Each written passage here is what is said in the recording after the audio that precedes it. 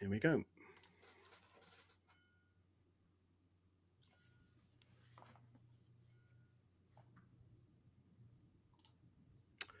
Good evening, everybody. It is Saturday. It's 8 p.m. here in France, and it's me, and we're talking another live show, but it's not an author this time. It's a fellow YouTuber as my guest, but he's more than that. So joining me live from USA, J.D Huitt from the wonderful History Underground YouTube channel.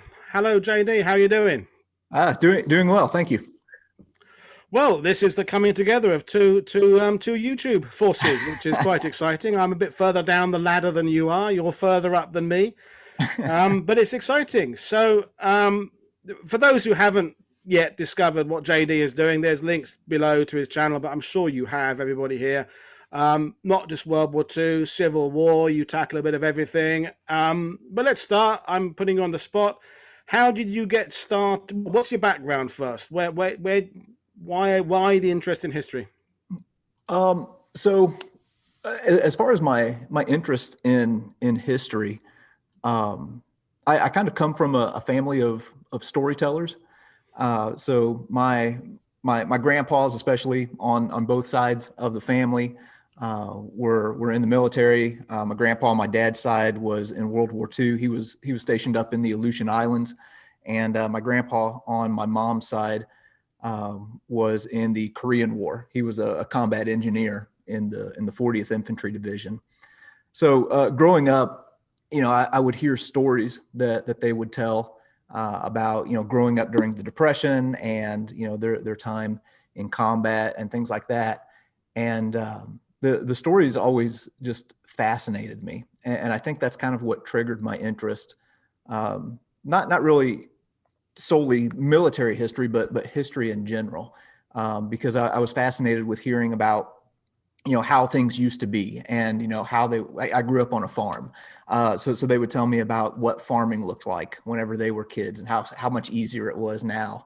Kind of the same way I tell my kids about how they don't know the struggles of living without a cell phone, and stuff like that. So I think that's really where my interest in history kind of had its roots, and then just kind of grew from there.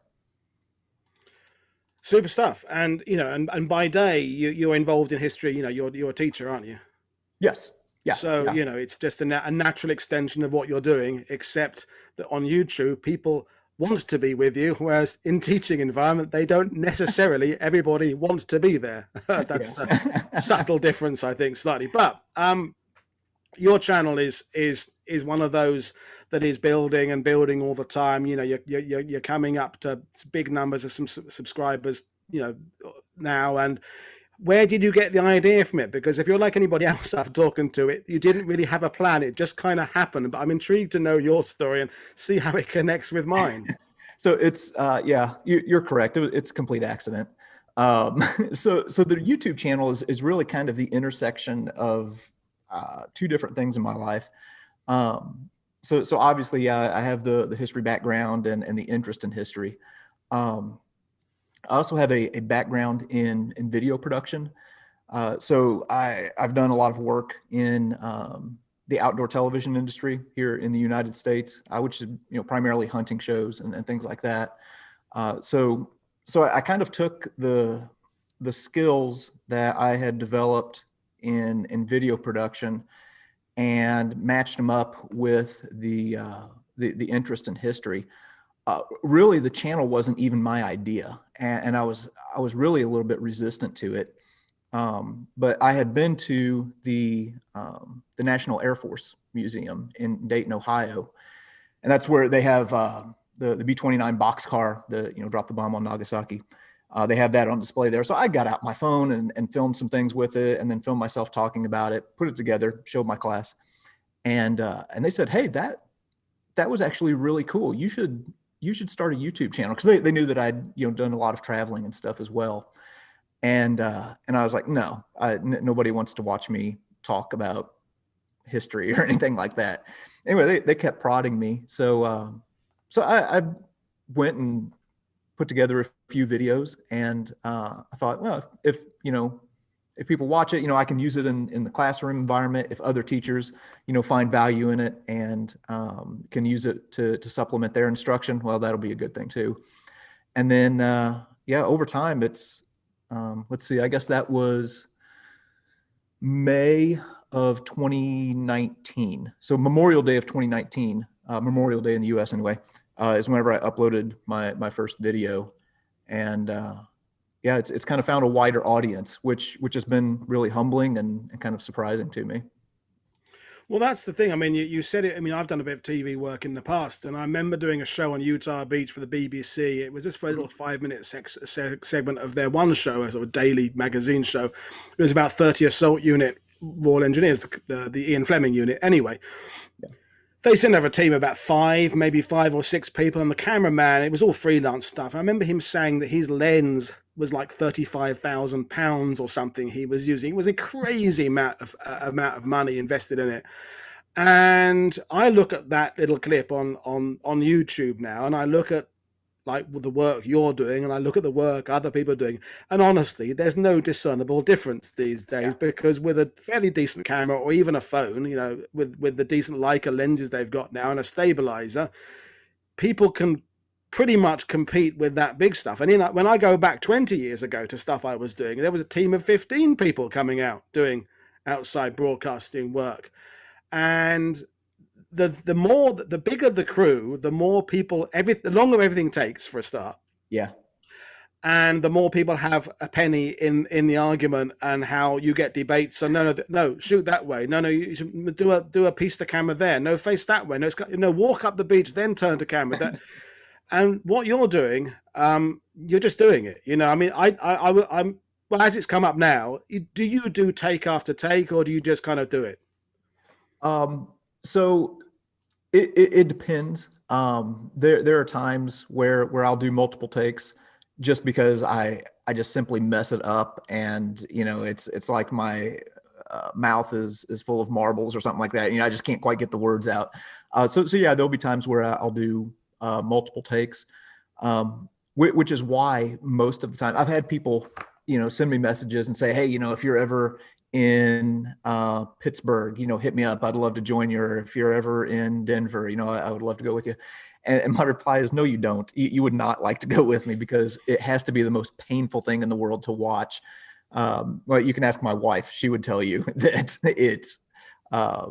it could probably be used as a form of enhanced interrogation at Guantanamo. Just send them with me to, watch me put one of these videos together, and they would tell you everything that you would want to know. But anyway, to the short answer to your question is, sometimes, I'll do multiple takes just to make sure that I don't sound too dumb. Well, I mean, we all make mistakes. I love the fact with these live shows, I stand or fall by what I say live. When at the end of the stream, I press that end stream button, it's like, that's it, done now. It's beer o'clock, and even when I'm doing my little 15-minute conflict on cameras that I'm now doing, they're usually 2 hours in the editing, and I could even spend a lot longer than that doing it. And I think, no, that'll do. That's going up there now. Because you just get very, very obsessive about, no, that doesn't sound quite right. I'll just redo that line there. No, my words linked. And I don't think it really matters. I've yet to have anybody comment on the bad audio or the cuts or anything. It's just they're interested in the content. And that's primarily, I think, why I wanted to bring you on, is that good content counts. Good, proper content, whether it's the real sites, whether it's the guests, or whether it's some new thread of history that you're analyzing. Content is everything, because there's an awful lot of absolute rubbish on YouTube. People just putting together just 5 minutes of absolute crap. But I'm intrigued, and we'll focus on World War II, because that's more. I know a bit about the Civil War, but I'll focus on World War II.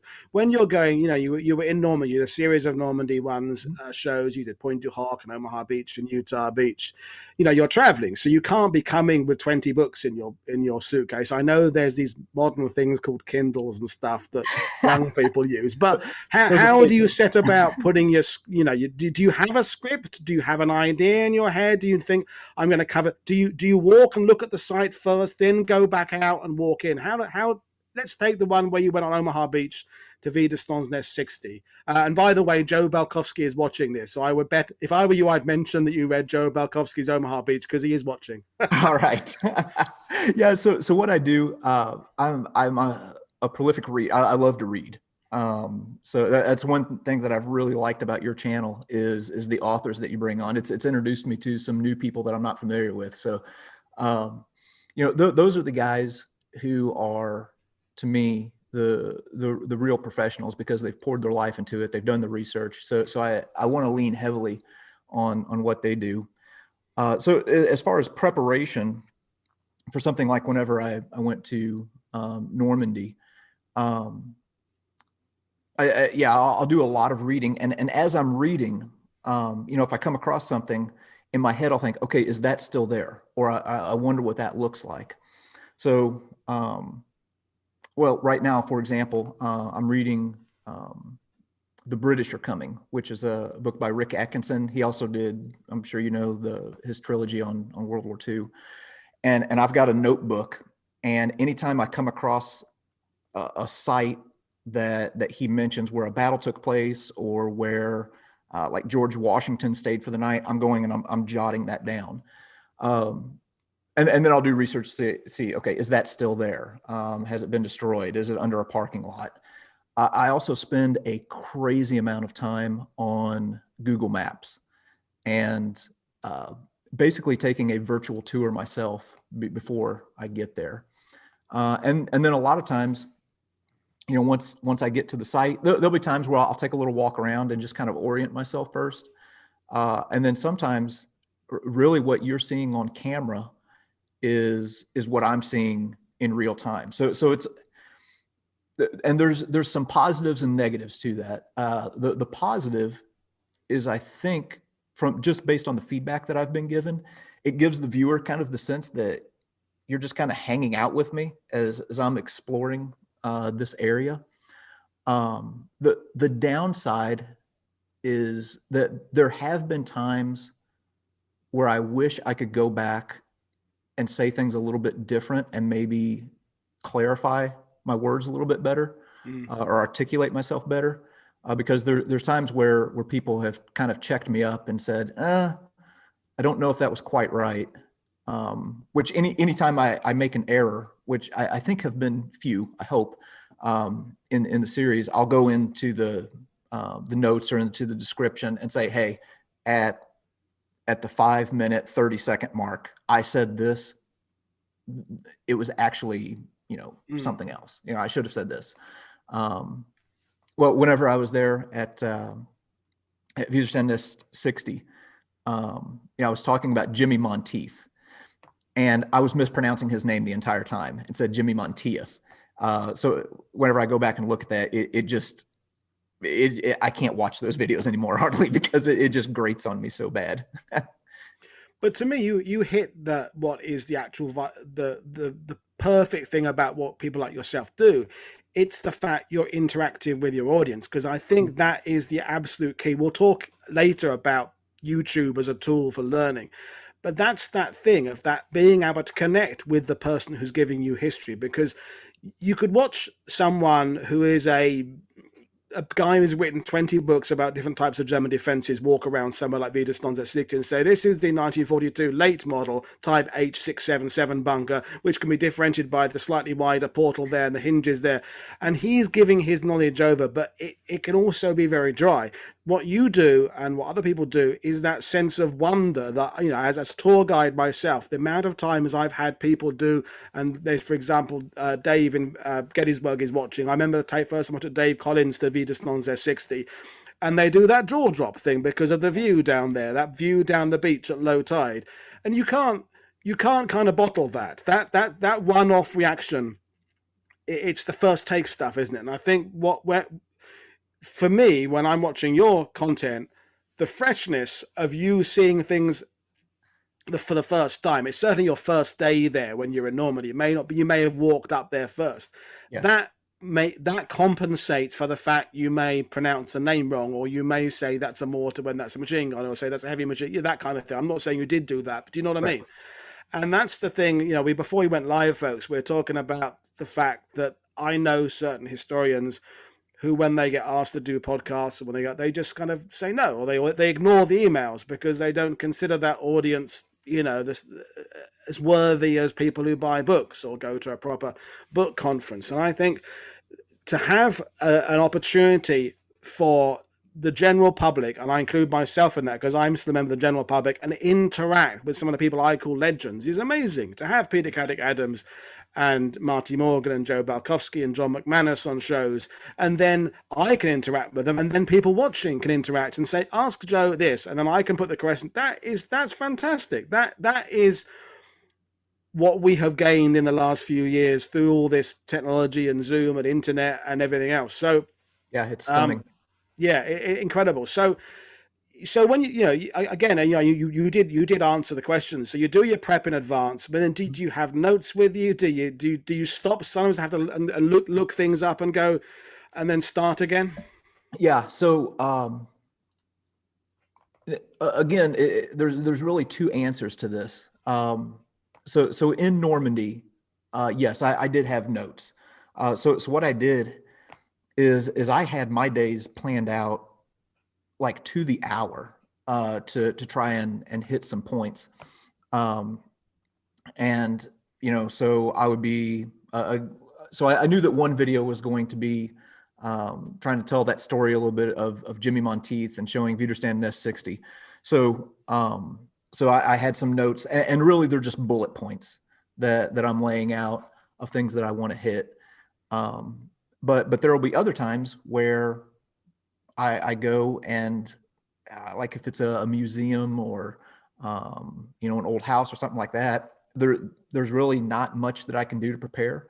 So it's just kind of just rolling with it and kind of inviting the viewer to walk along with me.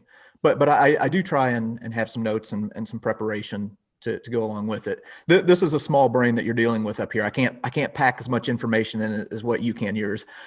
So well, if I manage to convince people that I've got a lot in my brain, then it's all illusion. But I mean, I can tell when I'm watching your shows that sometimes you're definitely in your comfort zone. It's something you really are familiar with. Perhaps you're closer to home. You're somewhere you've visited, Civil War battlefield you've been to many times. I'm thinking, oh, he's rocking this one. This is Bruce Springsteen doing Born to Run. He knows that one. He doesn't need to think about the chords anymore. It's just boom.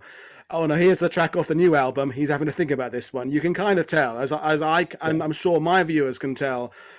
When I'm doing a Normandy show, I'm kind of breezing through it. As I'm doing more Eastern Front and Pacific stuff, I'm having to work that much harder because I don't have that back catalog, if you like, of data to pull on.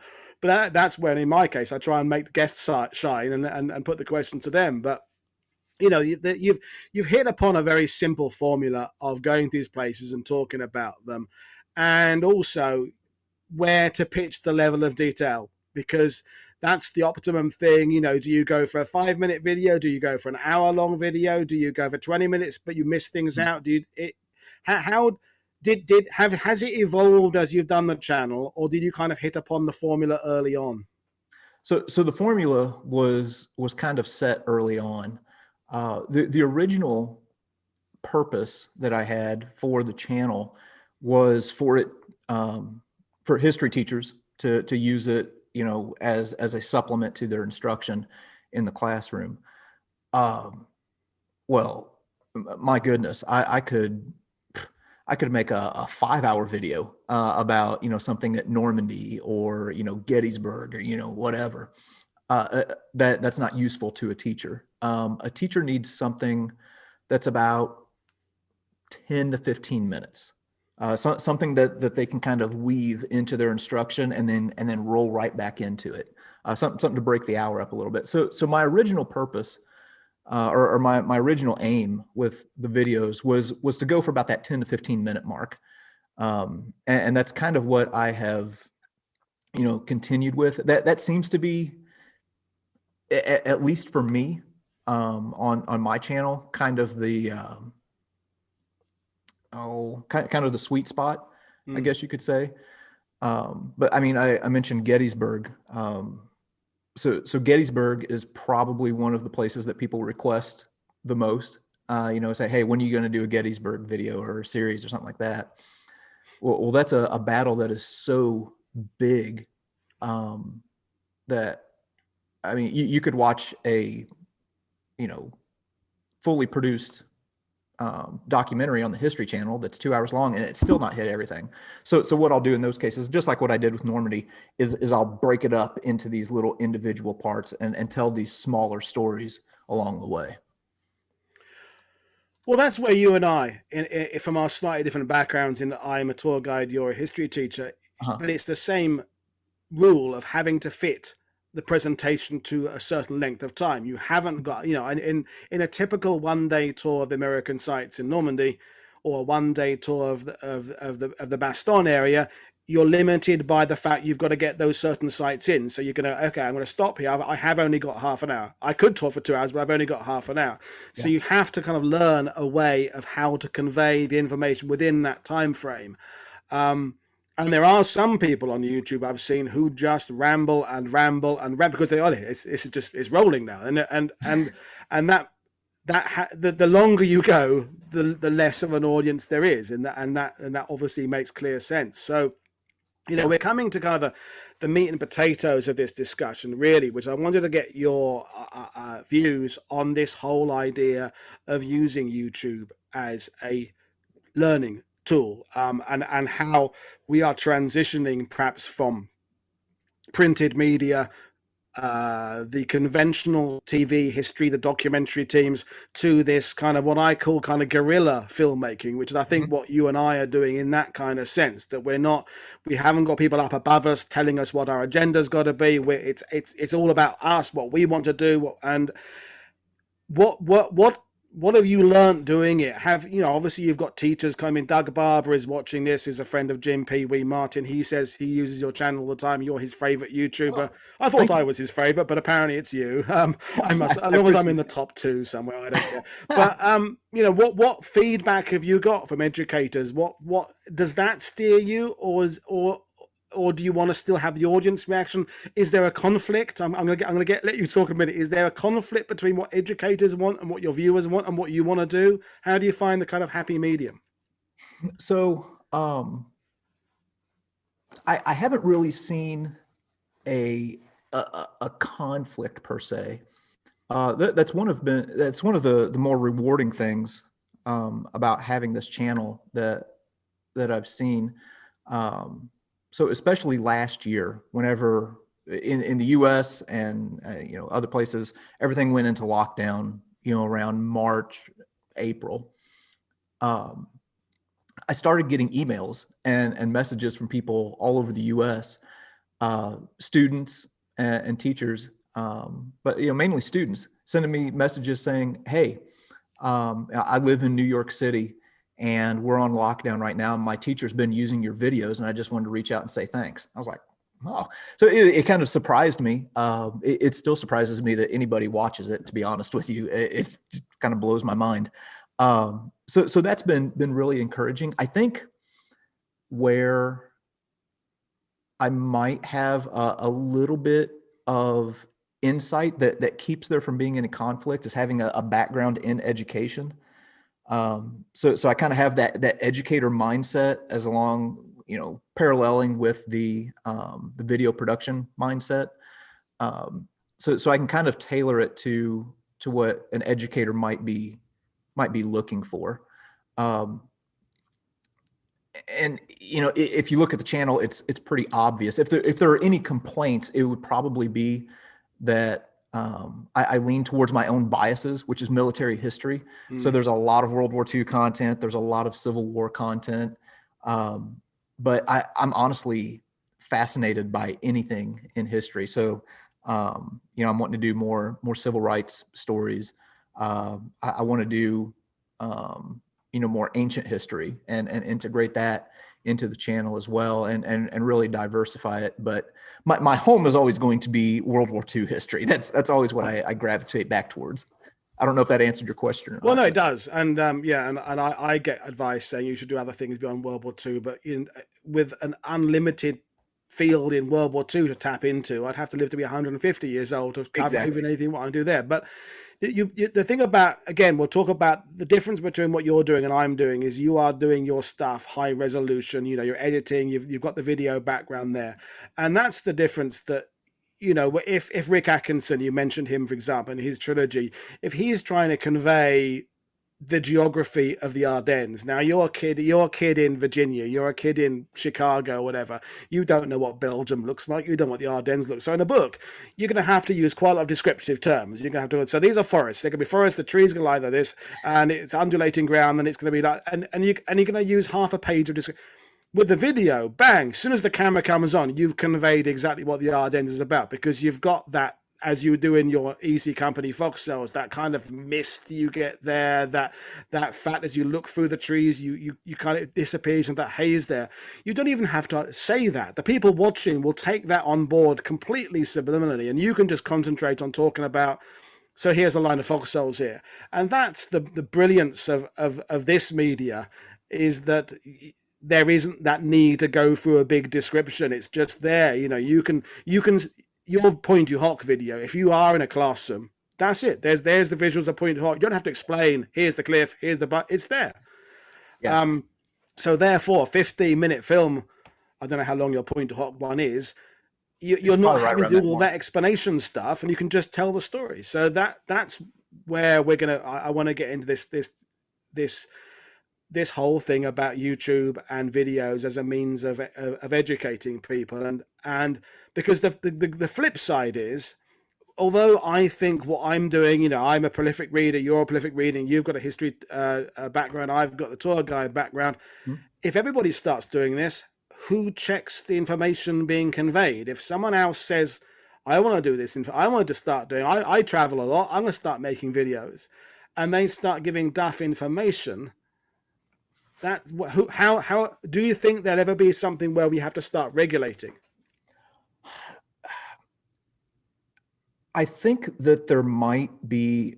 Okay, so I've actually run into this, and it might be something where the internet can kind of correct itself, and like the good information can rise to the top, and the bad information can maybe get checked. So in the video that you mentioned, where I'm in the I got to say this right, the Bois Jacques. Yep. In the video, I called it the Beau Jacques because I'm a Midwestern redneck, and I've had the Americans said who there said it. So that's that they all pronounce it the same way. Every vet I've ever spoken all said those Bois Jacques, those boy in a million different ways. That mind you, they fought there. They've earned the right to say it how they damn well want to. You as the educator, I guess, have slightly more responsibility. But yeah, I'll stop interrupting you. No, you're fine. I've always heard it pronounced Beau Jacques. And whenever I posted that video, I had so many people say, you are saying that completely wrong. It's Bois Jacques, or however it is that you say it. So anyway, there's that kind of check that can go on. But in that video, I go to the spot where Shifty Powers takes out a German sniper that was in this building. There is another video on YouTube where Dale Dye is at that site, and he's talking about being with Shifty, and Shifty's telling him this story and everything like that, and you see Dale Dye right there at the corner of this house where Shifty Powers was, and you see him point like straight down the road where this German sniper was. Well, the person that was filming, and I don't hold it against them, it was just a simple misunderstanding on their part. They show a different building. They show a church. And I've had so many people say, you showed the wrong building, because they had seen that video where they think the sniper is posted up in the church. Now, granted, it was an innocent mistake. I've made some mistakes before too, as I mentioned earlier. And believe me, whenever I have made mistakes, it is horrifying to me, because the last thing that I want to do is put out bad information. So I'm actually quite thankful whenever people nicely correct some of my mistakes and give me the opportunity to check it. So to answer your question, that was a really long, circuitous route to get to your to answer your That's question all here. fine. It's one of those, going to be one of those conversations, and it's all the better for it. That's fine. Um, that I think that the internet can be kind of a self-correcting mechanism. But there is also the danger of a lot of bad information getting out there. I don't know. What do you think? I'm kind of interested in what you're Halfway thinking. between yeah, I see both points. And by that, I was there that day when Dale Dye was doing it. I was there. I was on that trip, so I Oh, was were there you? that day. And the thing about Dale Dye is, I know Dale reasonably well. Is when Dale's in full presenter mode, Huh? he could point at anything and you'd buy it anyway because he's so compelling. If he told you that Hitler was hiding in a shed in Spain all through the war, you go, yeah, fine, he was hiding in a shed all through the war. Because Dale just looks at you with that glaze and you just would just go, yeah, fine. And so I can understand where Dale telling bedtime stories would get me to go to sleep. Dale's anyway. I think you're right. I mean, I think I'm very lucky that although in addition to getting good guests coming on my shows, which is I'm ever thankful for, I also have other great historians who don't necessarily want to be on the show, who join in pretty much every single one. There's this watching the comments now, the Great Dominion, Dave Collins, some of these people who are Joe Balkovsky, they know their stuff as well, and they will add to the conversations. Sorry? You were making me very self-conscious right now, talking about all of these professionals who are watching. Well, it's when I do a Canadian show, I feel that I've got most of Canadians, authors, and historians watching it. And it's like, thank God they're not in one place, because if one bomb came in now, that's it. That's the academic World War II strata of Canada gone in one foul swoop. But no, so that those people are there are commenting and things. It's one of the reasons people say to me, why don't you download your live shows, cut out the bits where you say something wrong and upload them again? I said, because I lose all the live chat. Yeah. And to me, the live chat is as valuable as what we're saying. Sometimes if I'm not on my game, it's better than what I'm saying. But and I hope you're right. I hope the internet is sort of self-correcting and that the people who know their stuff will gravitate to the better sites and they will drop away from the poorer sites quickly. Yeah. Except I know we could all point to other channels on YouTube that have millions of subscribers where there is some dubious history there, but Well, we have a bunch of we have a bunch of authors who are watching right now, or that you have on the show. How have we got my words mixed up there? How have we been able to do that with books? Like how do you keep bad authors with bad information? I've read some books where I read some parts of it and I'm like, oh, that's wrong. That's true. Yeah. So how has that worked in the world of literature? Yeah, that's true. I mean, We've been able to weed that out. That's a very good point. I mean, I was reading Tim Cook's great new book about Canada's history, and I hadn't realized a TV show. I'm going off on a tangent called The Valor and the Horror, 1992, and I've seen a couple. It's 3 episodes. One was about Dieppe, one was about Verrières Ridge and Normandy, and one was about Bomber Command. And I'd seen these episodes years ago. I hadn't realized that I read Tim's book what a furore these caused in Canada, because it was they had actors portraying some of the figures who they gave them things to say that they never actually said, and so then this was Canada's main channel, I think, did these shows. So even the best broadcasters have been guilty of giving duff information, or at least information that is debated. And yes, certainly of my books, there's some the ones I bought. It's really disappointing when you buy one. You're about a chapter and you go, this is just awful. Yeah, but somehow the good stuff has managed to the cream rises to the top. The good information, for the most part, has been able to rise to the surface. I mean, we could even expand this out into the world of entertainment. My goodness, you being a tour guide probably know better than anybody how much damage Hollywood has done to the historical accuracy and historical memory, where people are like, oh, well, I watched The Longest Day, or I watched Saving Private Ryan, and, that information is completely historically inaccurate. Like at Dog Green on Omaha Beach, I think a lot of people are shocked. At least these were some comments that I got on my video, and then I've been there with a tour group one time, which that was a bad experience that we won't even get into. But people are surprised that whenever you get to Dog Green, there's not this big, huge, imposing German bunker. I had people ask me, what happened to the bunker that you see in Saving Private Ryan? It was never there. Yeah, well, and that's, we've Saving Private Ryan and Band of Brothers have come up on my shows before, and when you're on Omaha Beach as a tour guide, and not just tour guides, historians who are there leading groups, because historians and authors come over, on these big things. We all have to address the elephant in the room, which is someone's going to have to mention Saving Private Ryan first. It's either the presenter or one of the guests. And, so in my case, I get it over and done with. I say, okay, so let's just go. It's an incredibly visual movie. And even when I'm staying on Omaha Beach, I still play in my head. I try not to, but it just starts up on a loop.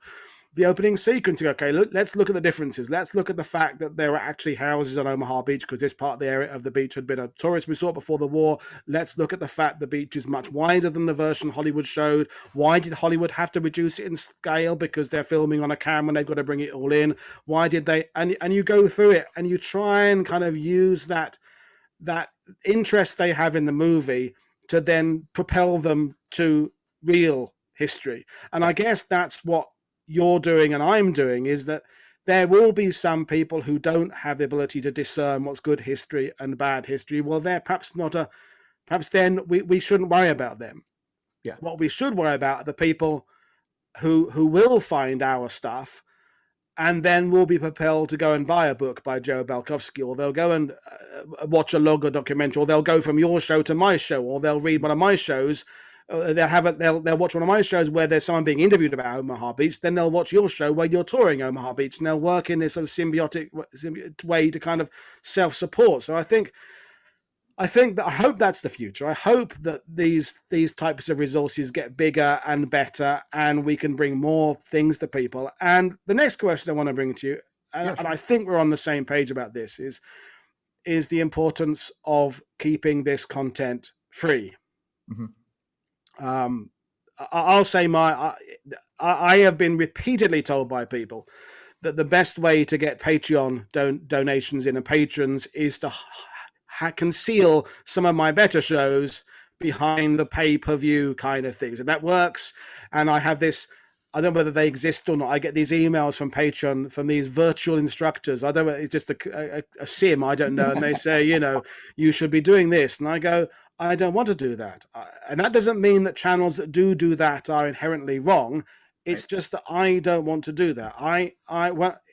You did your show about Jimmy Monteith. I did one with John McManus back last summer, and we had 3 cameras out there. And what was so gratifying to me is there were members of the history faculty and students at Virginia Tech who are there on the Jimmy Monteith program, who were watching my show because it was free, who would not have watched it if it had been a pay-per-view thing. And that is what makes me want to continue doing it. I will hope people will see the value in what I'm doing and will voluntarily give me a couple of quid a month, but I'm not going to insist it. So what's your policy on that?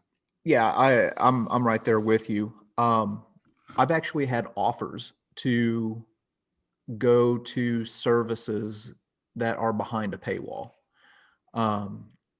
And I could have made some easy money off of it. But I'm like you. I'm pretty committed to keeping it free. Especially since, while I'm glad the channel's found a larger audience, the driving force behind my channel is an educational resource. So I want every teacher to be able to have access to it without, having to dig into their own pockets or having to allocate money from the budget. or anything like that. That was another thing that kind of surprised me. So I have a Patreon page as well. The Patreon page was not my idea. I had people reach out and say, "Hey, I really appreciate what you're doing. Where can I donate?" And I thought, what? Like, somebody wants to, give me money to do this. So I ended up setting up a Patreon page, and, feel just incredibly blessed with that community that is behind the channel and the vision for it. Another way of, kind of monetizing it is with the YouTube ads. I have people complain about seeing ads on the channel. It's in proportion to, in all of the comments, if you take them in proportion, it's a very small number of people that will complain about ads. But how I always reply, and what I have to remind myself whenever I'm watching other things on YouTube is, hey, here's a 5-second ad that is allowing me to watch this for free. Yeah. And hey, you know what? If I don't want to watch the ads, YouTube has a great out for me. I can pay them and never have to watch an ad again. Yeah.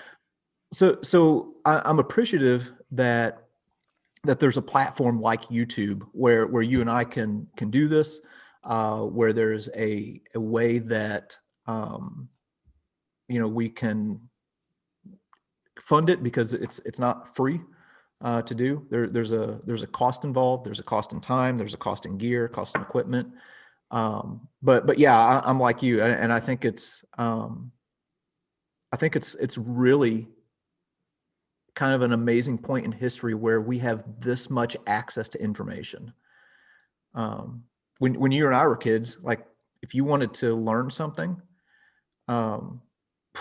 well, you go to the encyclopedia and you read, 3 little paragraphs about the war in the Pacific. Yeah. I mean, I've related this to people younger. And when I started writing to veterans, British veterans weren't too difficult because I could go to the library and I could get addresses, electoral rolls. But American veterans, so if I got a book and there was a veteran, and you'd have to hope it was a nice weird name. You didn't want a John Smith. You wanted a real nice Greek name or a Polish name or something, living in Texas. Because then, and then I because my local library in England, I could book a white pages for that region. It would take 2 weeks to go. Then I could go in there and I could look up a veteran I had read, and I could find there, and I would write letters. I would just and have to send them. Put stamps on to go to the USA and say, "Hi, I'm an English guy. I'm interested in Omaha Beach, whatever it was.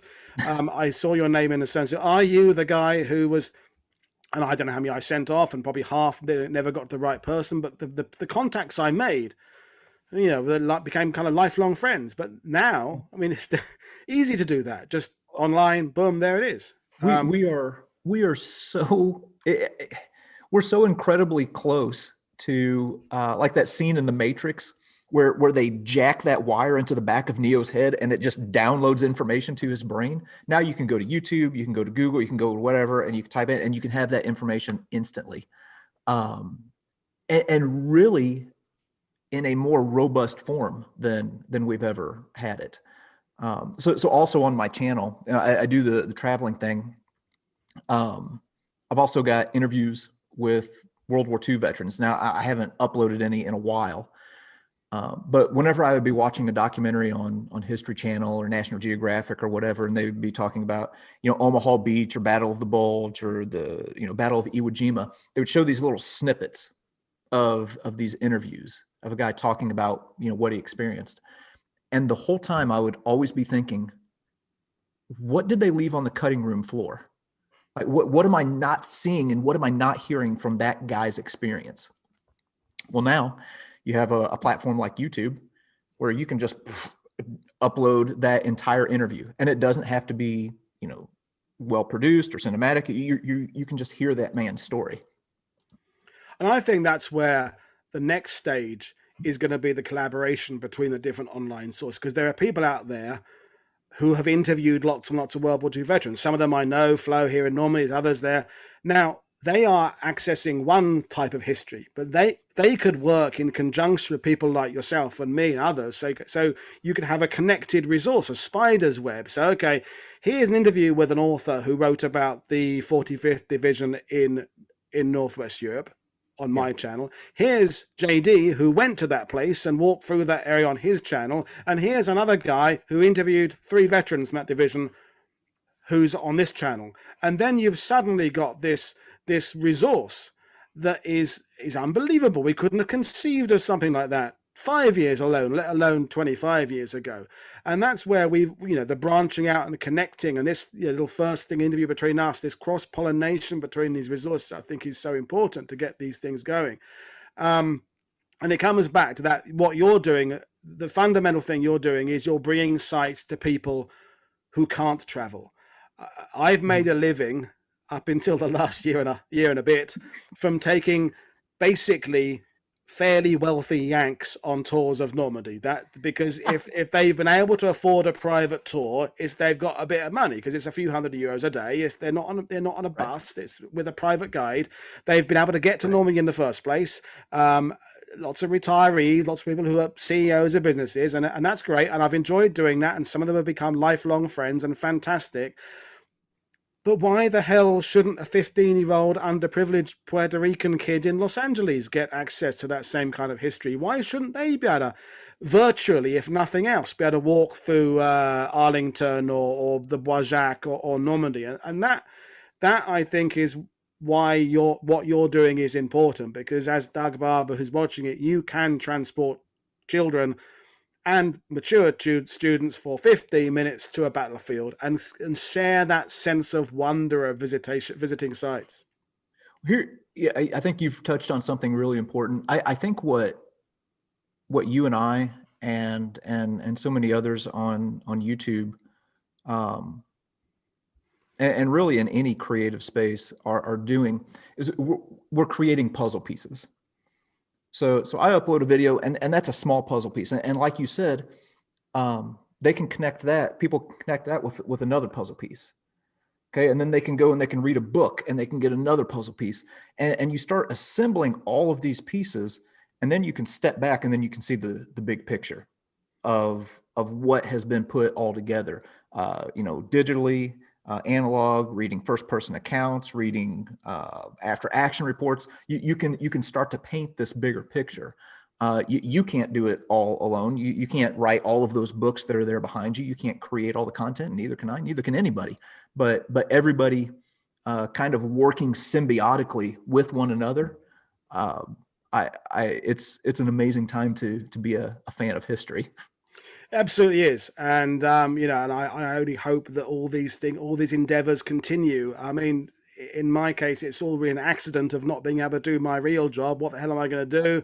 And whether it's working or not, I've got nothing else to do right now. So I might as well sit for how many hours a day it is spending, sending out emails and working out planning shows ahead. And the same with you. Obviously you've still got your job in some shape or form, I guess. I've lost my job, but it's important. So the other thing I admire about what you're doing on your Facebook page, particularly in your comments, because you do interact with your customers, your viewers, good and bad, is you also kind of highlight the weird exchanges, because you've had, you do the outtakes. There are you get some really weird comments at times, don't you? I mean, tell us a couple of funny stories of things you go, what the heck? Oh my gosh. So talking about writing books, I could write a book just based on the YouTube comments that I've got. And it's really kind of an interesting glimpse into to human nature. So if you get on to YouTube, and if you have a channel, you need to have a lot of humility, and you need to have some really thick skin and a great sense of humor, because people will comment on everything. Some of the most common complaints that I get, people don't like my beard. So they, say that I look homeless, or that it looks like a rat's nest. And oddly enough, my hat, I would have never thought that my hat would be so divisive to people, but Well, you're talking to an avowed hat wearer. I have to, otherwise it just all shine. It's the shine. It's my thing now. I've now had people say, the guy with the hat, the guy who sits there in front of a bookshelf with the hat. I go, that's me. Oh, that's me. That's the guy with the hat. Yeah. the most recent one, I had somebody comment the other day. He put on there, he said, "Dude looks like Tom Hanks." And I was like, how bad is the drug problem in this country where people look at a video of me and say that I look like Tom Hanks? Maybe Tom Hanks in Castaway. But halfway through the film, yeah, before the beard gets, sort of a few weeks in, maybe. I mean, yeah, it is. And it's sometimes. I mean, I love my viewers, and I'm further down the ladder than you. I've got hundreds, not thousands, but sometimes you're navigating. In my case, a complicated show about a 3-division operation somewhere in Normandy or something, and you mention heavy artillery, and sometimes you haven't mentioned medium artillery. So I try, and you haven't mentioned light. Okay, so there's a whole rabbit hole here that I could go down. Yeah. I remember one of the things that it's not really applicable to YouTube. I remember it years ago, and when I was in my first years of guiding, I was working for someone else, and I'd taken a group to Long-sur-Mer, the gun battery between Gold and Omaha. Mm-hmm. Mixed groups. It wasn't a private group. There was a couple of students and older people. Anyway, there was a particular guy. I think he may have been Swiss or something, this guy, and he was a bit geeky, kind of had the anorak train spotter kind of look about him. And I did my presentation at Long-sur-Mer, and then and he left with the company I worked for a written complaint, basically, that they passed on to me a few days later. And it was basically stating that I did not go through the variety of powder bags that could be used behind the various guns. I did not talk about the ranging. I didn't talk about the fact there's a different type of system in the whether this, that. He just went, it was a whole lot of stuff about naval gunnery, basically. Yeah. So I did a reply to him, and I never heard anything from my reply. And I said, okay, well done. You've caught me out. I don't know that level about naval gunnery. So, no, I did not say that on the tour. Here's why I didn't say it on the tour. A, I don't know it. B, the other people on the tour couldn't have given a two shits about that information. And 3, you would have known it anyway because you knew that. So, therefore, not one of the audience would have benefited for it because it's irrelevant. And that's that detail for detail's sake, isn't it? Sometimes is that, you're going, I did my Up from the Bluffs show, the conflict on camera about the Rooke Valley, the second division going up the hill, and I mentioned the bunker, and on Twitter people say that they weren't criticized, they're adding information. In fact, they're saying that was a Type 677 bunker, and I thought, should I have said that in the show? I could have said that in the show, but then again, it's just how many rabbit holes do you go down? Do I start listing, well, there's a deuce and a half there, that could be a Studebaker, that's a Weasel. Does it become about the vehicles then? It's finding that balance, isn't it? And we'll bring the show to an end in a few minutes, but you seem to have struck gold in that you have that balance pretty worked out. Oh, thank you. It's good to know because sometimes I feel like a complete buffoon whenever I'm out there. And typically there's 2 different ways that I handle, people who really get granular about stuff. A few weeks ago, I posted a video about a Civil War mansion, and I've had several comments of people who were frustrated that, I didn't spend more time in this room or that room or whatever, that I didn't show this or I didn't show that. And I try to explain, hey, I'm just kind of hitting the high points here. This is kind of a primer for you to go and visit yourself if you want. And to the gentleman that you talked about that left the critique about the different powder bags, I think I would have replied, sounds like you need to put in an application to be a tour guide here. Well, yeah, I mean that's that. I remember this same boss, in fact, this guy, he told me once that you'll never be a decent normie tour guide until you can list numerically left, east to west, all the LCVP numbers on Omaha Beach. Well, I obviously still have failed to become a good tour guide because I still couldn't do that. But to me, that's a memory trick, isn't it? That's like any one of us, if we really needed to, could learn something to perform. If your life depended tomorrow on remembering all the lyrics to an obscure 1973 soul album, you'd do it, wouldn't you? You'd just make yourself do it. What does that prove? It's not knowledge. That's a trick, isn't it? Yeah. So anyway, the way I've tackled it on my own channel is, whenever people point out things that maybe I didn't cover or that I didn't see, I try and accept that with a measure of humility, and just say, hey, thank you. I really do appreciate that. I'm learning right along with you. We're all kind of this community of learners. So yeah, I genuinely appreciate it whenever people point out stuff, because it helps me to learn. Well, that's it. Every time I get someone say, not so much correcting, but kind of adding more depth to it. Yeah. I have been corrected as well, but it's more that they open up that you could go down this path, you could go down that path. I go, yeah, sure. And if I live to be 100, I will go down all those paths. You touched on it early on about your ambitions of going into ancient history and other areas of history, but what in the immediate kind of future, what's on your plans sort of the next few weeks, COVID related, and what sites can we expect to see on your channel in the next few weeks? So within the next few weeks, I just got back from a trip to Indiana. So I've got a little short series where I'm up in Indiana, go to the site of the Battle of Tippecanoe, which was the precursor to another little scuffle between the U.S. and the British in the War of 1812, and go to a museum with the Indiana History Center, and kind of dig into how they do history preservation, like restoring old documents and things like that. I learned a lot. So that's going to be in the near future on the channel. And then long-term plans. Like I said earlier, I have a lot of people who keep asking me, when am I going to go to Gettysburg? So I'm putting together some plans to do. It's going to be a giant series, probably on Gettysburg, just breaking down the individual parts of that engagement. And that, I guess, you'll use the learning curve you've been on since you started History Underground, and perhaps you'll plan things out in a way that I don't suppose you did at the beginning, like I did at the beginning. And I'm now doing theme weeks. I mean, 8 months ago, I was happy to get anybody say yes to appear on my channel. Now it's, I can do a theme week. Now you'll feel fit better into this week, and Gettysburg, I mean, I can't wait to see those ones. I mean, I've been there once. It's the only Civil War battlefield I've been to, and I spent 2 days there and realized I should have spent 2 weeks.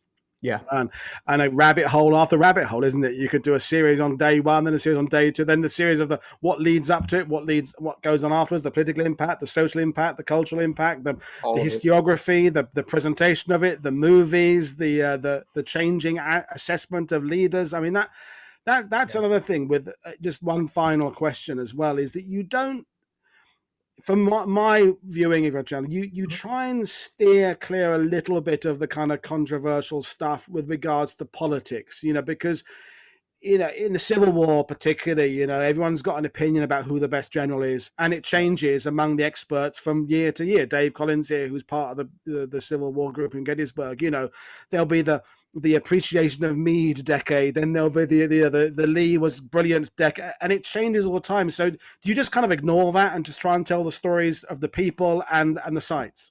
I really do try. Honestly, I do that off camera. Like whenever I'm learning about history, I try and take a very unbiased look and try and understand what are the motivations of all of these actors here. Now, that has been met with some criticism on my channel. Not a lot, but enough to where it's noteworthy. I have been called everything from a left-wing liberal snowflake to a Confederate and Nazi sympathizer. I've covered the whole range. So that lets me know that I'm doing it right. You're pitching it down the middle. That's if a TV channel is accused of being both things, they're probably straight down the middle. And the thing is, because I know, as you know, if you come down strongly in favor of one particular theory, you'll please half your audience, but you'll alienate the other half. Even history teachers, even teachers themselves have their favorites. They have you might get some particular history teacher who's a great MacArthur fan or who's not a MacArthur fan. And if you come down heavily as I think MacArthur was it, then he's not going to use your channel perhaps next time because I hate MacArthur. So you've got to kind of play with what we're doing. You've got to try and appeal to the wider masses and focus on the detail of what you can talk about, which in your case is the being at the site. It's that conveying of the location. Look, it's cold here. I go back to the Ardennes again. Look at the forest. Look at the foxholes. Imagine being here in the winter, because that's universally accepted as a fact. If you tell people it's cold in the Ardennes, and I vividly remember my first time to the Ardennes. I was with a couple of tour guide mates. We went in December because we're idiots.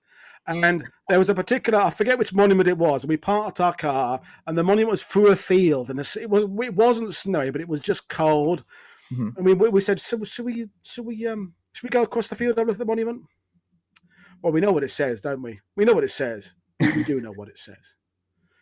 Jeet, fire, beer, Jeet, fire, beer. And because it's freezing there, and you can convey that, and that standing on low tide at Omaha Beach, that's something that you can do in a video. I can do in a video, that you can bring that environment to someone at home, because that is the thing, is that until you've stood at the Bois Jacques, or you've stood at Little Round Top, or whatever it would be, you're only going to get half that story. No matter how vividly the book is written, you've only got half that information. But the minute a camera is placed there and does that view round, you kind of go, I get it now. I get why that slope is steep. And when they hear you huffing and puffing, sometimes as you do, climbing into a bunk or going up a slope, that conveys something, doesn't it? That conveys that, bloody hell, that was miserable for those poor guys there. Yeah. I think there's 4 levels of, I don't want to say learning, but conveying experience, or something. So really at one level, you can read about it. The next level that brings you a little bit closer is telling you about it. So I can tell you about my experience. I can tell you how it felt. The next one after that is showing you. So that kind of gets into like the video and film or pictures. If I go on a vacation, I come back and I show you pictures and I show you slides. And then really the closest one is going there and experiencing it for yourself. So yeah, I think with like the YouTube content, you're hitting that 3rd level. It's the closest thing that you can get to actually being there without setting foot on the ground. And also, son, I mean, in some ways, maybe possibly better, because when you're there, you're also trying hard to enjoy the experience so much. It's like that, we talk about it in France all the time, is the people who are lining up to see the Mona Lisa in the Louvre. And as they're lining up, they're thinking and they're getting their cameras ready. And when they get there, they're doing their thing and they're zooming in there. And then as they're walking off, they're already uploading it to Twitter. Yeah.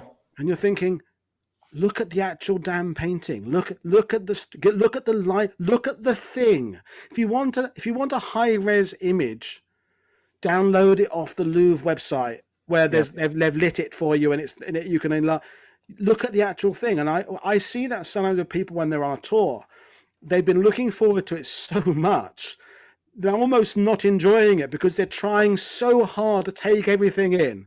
Yeah, that they're wearing themselves out. By 4 o'clock in the afternoon, they're so tired, and I feel sometimes I'm taking these middle-aged CEOs back. It's like grandparents handing back kids to the parents. Oh, they'll sleep well tonight, because they're just bushed. They've just and I know, and they go straight. They have a meal and they go straight to bed. I've had amount of times I've said I was in bed by 8:30. Yeah, because I've worn them out. And with your videos, of course, you can just kind of sit over it, and you can sit there in your pajamas. I'm just going to have a quick look at the Ardennes again, and you will notice things if you've been there before in watching your video that you perhaps didn't notice when you were there yourself, or you can just freeze frame and go, God, it was cold when I was there, but I was thinking so about how cold I was. I was trying to concentrate with everything that guy was saying. So yeah, the YouTube, I think ultimately it's an incredibly important tool, and I hope things progress, and I hope you and I and others can work with each other to benefit and share our resources, because I don't see people like yourself and me as it being in competition in any way at all. We're all providing a complementary service that is going to enhance people's understanding of history, which is a good thing. Yeah, I'm looking forward to the day that that we can start traveling internationally again, because yeah, I would love to come back to Normandy and kind of walk that area with a proper professional like yourself. And I'll show you the sites you missed, JD, because you missed a couple of cool ones. But yeah, no. Oh, let me tell you, it grieved me to leave Normandy with what I left on the table. And that's why I said I've got to come back. Yeah, no, there's way too much that I didn't show. Yeah, and well, that's the other thing as well. I mean, we will bring it to an end. I'm enjoying it though. Is that I've had this. If I had been doing my normal job last year, and Mag, my other half, had been doing her normal job, she'd have done 130 tours. I'd have done 70 or 80 because I do other things as well. But we'd have ended up I'd have been at Point du Hoc 50 times. She'd have been at Point du Hoc 100 times. Last year, we were able to go to other places. We were going to go to we were able to go to Mortain and Cherbourg and Saint-Lô and do those things that, unfortunately, because of a restriction for time, our visiting customers don't have time to fit that in. If an American who's working, and you often only get 15 days vacation or less, and you've got 2 days in Normandy, if you're lucky, you've got to only see the high spots. Yeah, well, there's where I can do. I can show people the battlefield south of Caen that you don't get to on tours, and Charnwood and Falaise, and you can show people. That's when you've established yourself, you'll better go not just to the easy company foxholes. You better go to the more obscure places, and you better take people to the ones, okay, this is going to require a lot of journey time because people don't go here. We're going deep in a forest here, and we're taking the people places that they really can't get to, which would be fantastic. You just described my trip. I did all of those videos I did in 2 days. Yeah. When one of us wins the lottery, we'll set up some kind of, infrastructure for poor, impoverished YouTubers where we can all get together and go and spend weeks in these places and do it. So anyway, I've really enjoyed doing this. I'd like to do it again. I think we can do some other conferences. I'd like to bring in a couple other people as well, YouTubers, and have another panel about how we can improve things. Perhaps talk to some educators, Europe and America, about what we can do. How we can make it better, how they can give feedback to us, how they can help with us. I think there's lots of things we can do. So if you're willing to come back on, that'd be great. Absolutely. Yeah, this is fun. Well, in terms of those watching, our next scheduled show is Monday, and it is the cast and crew of the Go for Broke movie, which wonderfully told the origin story of the 442nd Regimental Combat Team out of Hawaii with the wonderful Stacey Hayashi and her team of filmmakers, including my first Oscar winner on a show ever, which is quite cool. So that's Monday, and then there's lots of things coming up the next few weeks. Just keep an eye on the YouTube channel, keep an eye on Twitter, Instagram when I remember to do it, Facebook, and the same. Also check out JD on Twitter and Facebook. He's big on Instagram and his channel if you haven't already seen his History Underground. And to people who've come to this show from JD, hello, welcome to me. Yes, it's some weird Englishman with a hat. I have got a weird accent, but I can also talk about history. And so welcome to my channel. And for people who are finding JD, welcome to his channel. And hopefully we can continue working together in the future. So thanks very much, JD. I'm going to end the stream now. I will see you all again very shortly. This is Paul Woodadge and JD Huitt for World War II TV and History Underground saying thank you very much for watching.